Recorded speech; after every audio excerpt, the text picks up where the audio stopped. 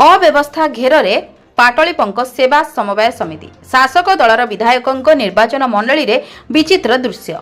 Mahakalpada block अंतर्गत पाटलीपंक प्राथमिक सेवा समवाय समिति अनेक समस्या भितर अति दयनीय स्थिति रे चली। आवश्यक भित्तिभूमि अच्छी हेले आनुषंगिक व्यवस्थार ढेर अभाव रही।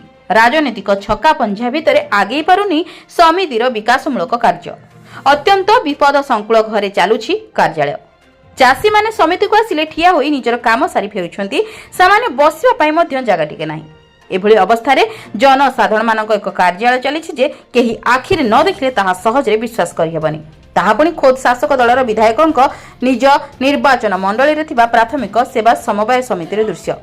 पाटलीपंक पंचायतर कोड़ाकण, रघुनाथपुर, पाटलीपंक, रामचंद्रपुर और खुरीसिया पंचायतर देखणी परी 5 गोटी राजस्व ग्रामर चाषी मानकु नै एही समिति गठित होईछि। जणे संपादक और जणे सह संपादकଙ୍କ द्वारा चली ऑफिस कार्य। संपादक पतित पावन खटुआंग कहवा मुताबक निज अर्थरे एक लैपटॉप एवं प्रिंटर मेसिन किनी काम करूछु। दीर्घ 21 मास हेला हमकु दरमा मिली नाही। पाखापाखी 1500 जन प्राथमिक सदस्य रहिचंदी और 940 जन मेंबर को ऋण प्रदान करा जायछि। ऑफिस रे काम कला बेले ऊपरू पुला पुला छात खसी मुंडरे पड़ुछि, पुणी तळे विभिन्न प्रकार विषधर सरीसृप रहउछंती। ताहारी भितरे एमिति परिवेश रे आमे लोक मानक कार्य करूछु। गतागत पई भल रास्ता ओटिए मध्य नाही।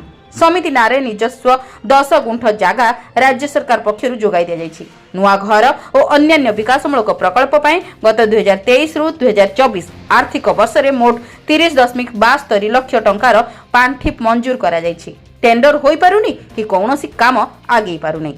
एपरी समस्या भितरे केंद्रीय समवाय बैंक जिला मुख्य शाखा रे टंका पड़ी रही। सूचनायोग्य चलित खरीफ ऋतु रे 6000 क्विंटाल धान किना जायछि। 300 चाषी पंजीकृत होइछंती।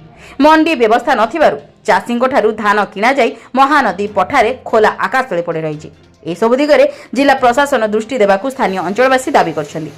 केन्द्रापड़ा जिला प्रतिनिधि जसवंत जेना रिपोर्ट, जन अधिकार लाइव।